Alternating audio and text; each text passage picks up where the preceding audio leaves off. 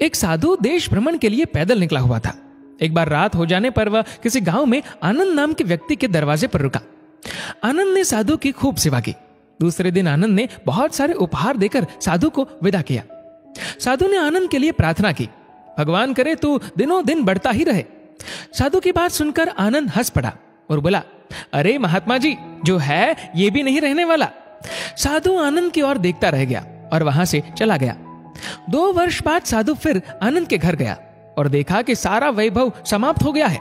पता चला कि आनंद अब बगल के गांव में एक जमींदार के यहाँ नौकरी करता है। साधु आनंद से मिलने गया। आनंद ने अभाव में भी साधु का स्वागत किया, झोपड़ी में फटी चटाई पर बिठाया, खाने के लिए सूखी रोटी दी। दूसरे दिन जाते समय साधु की आंखों में आंसू थे। साधु कहने लगा, हे भगवान, ये तूने क्या किया? आनंद पुनः हंस पड़ा और बोला, महाराज, आप क्यों दुखी हो रहे हैं? महापुरुषों ने कहा है कि भगवान इंसान को जिस हाल में रखे, इंसान को उसका धन्यवाद करके खुश रहना चाहिए। समय सदा बदलता रहता है और सुनो, ये भी नहीं रहने वाला। साधु मन ही मन सोचने लगा, मैं तो केवल भेष से साधु हूं, सच्चा साधु तो तू ही है आनंद। कुछ वर्ष बाद साधु फिर यात्रा पर निकला और आनंद से मिला तो देखकर हैरान रह गया कि आनंद तो अब जमींदारों का जमींदार बन गया है। मालूम हुआ कि जिस जमींदार के यहां आनंद नौकरी करता था वह संतान विहीन था। मरते समय वह अपनी सारी जायदाद आनंद को दे गया। साधु ने आनंद से कहा, अच्छा हुआ वो जमाना गुजर गया, भगवान करे अब तू ऐसा ही बना रहे। ये सुनकर आनंद फिर हंस पड़ा और कहने लगा, महाराज, अभी भी आपकी नादानी बनी हुई है। साधु ने पूछा, क्या ये भी नहीं रहने वाला? आनंद ने उत्तर दिया, हाँ, या तो ये चला जाएगा या फिर इसको अपना मानने वाला ही चला जाएगा।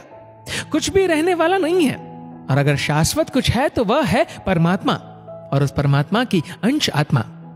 आनंद की बात को साधु ने गौर से सुना और चला गया। साधु कई साल बाद फिर लौटता है तो देखता है कि आनंद का महल तो है, किंतु कबूतर उसमें गुटरगु कर रहे हैं और आनंद का देहांत हो गया है। बेटियां अपने अपने घर चली गई, बूढ़ी पत्नी कोने में पड़ी है। साधु कहता है, अरे इंसान, तू किस बात का अभिमान करता है? क्यों इतराता है? यहाँ कुछ भी टिकने वाला नहीं है। दुख या सुख कुछ भी सदा नहीं रहता। तू सोचता है पड़ोसी मुसीबत में है और मैं मौज में हूं, लेकिन सुन, न मौज रहेगी और न ही मुसीबत। सच्चे इंसान वे हैं जो हर हाल में खुश रहते हैं।